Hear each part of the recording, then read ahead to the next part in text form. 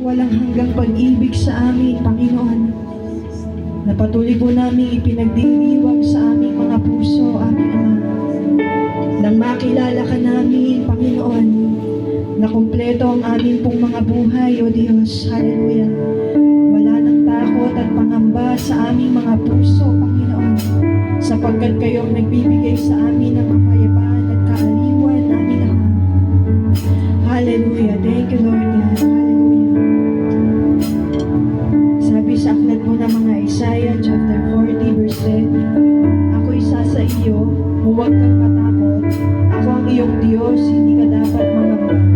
Palalakasin kita at tutulungan, iingatan at ililigtas. Hallelujah. Tanggapin po natin palagi ang pangako ng ating Panginoon na tayo po'y sasamahan at patuloy po tayong pagtatagumpayin ng ating Panginoon. Huwag po tayong matakot at huwag po tayong